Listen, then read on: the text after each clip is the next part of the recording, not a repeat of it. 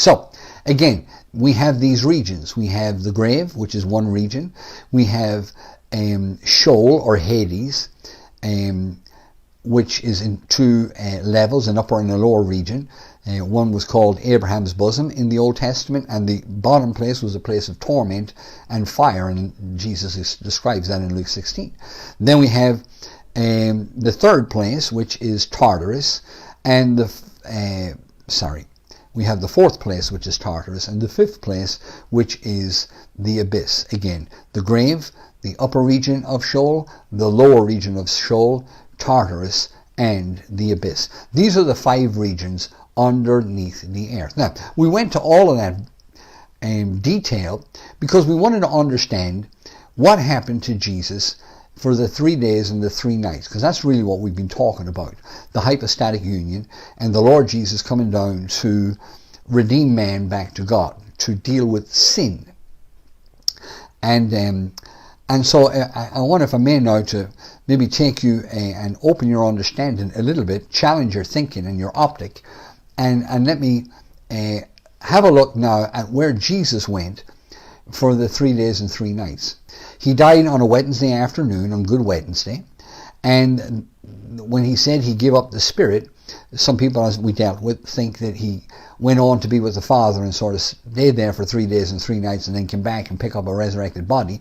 But the Bible didn't say that. The Bible said Jesus spoke, even himself, that he would be 3 days and 3 nights in the heart of the earth. And so I wanted to go down in underneath the earth and show you what was there, so that we can now start to decipher where Jesus went for the 3 days and the 3 nights and why. Now, in order to understand where Jesus goes and why, we got to go back to these concepts and principles. So, the cross, the physical cross that we talk about as believers and Christians, the cross was dealing with man's sins. He was wounded for our transgression, bruised for our iniquities. The chastisement of our peace was upon him. With his stripes we were healed. All of this that happened to him physically on the cross, where he shed blood. We brought this up also a few weeks ago, where Jesus shed blood on 5 different occasions. And again, he didn't spill blood. He did it intentionally. He purchased back several things with his blood. And he did that for us in the physical arena. And so the cross was dealing with sins, and the cross was dealing with the physical.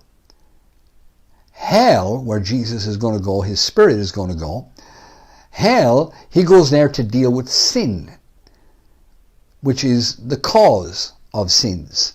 Sins are the symptom, but the issue had to be dealt with, and that was not dealt with by the cross. That was dealt with in hell. So hell is dealing with sin, singular, and hell is dealing with the spiritual aspect of man's disconnection from God.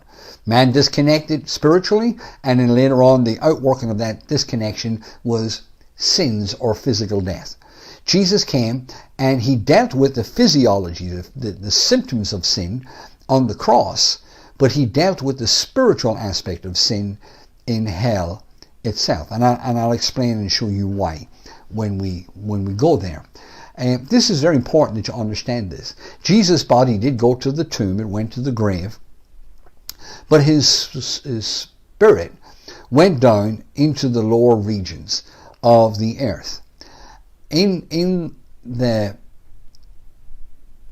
suffering on the cross, Jesus was purchasing for us a victory so that we could live victoriously in our physical world.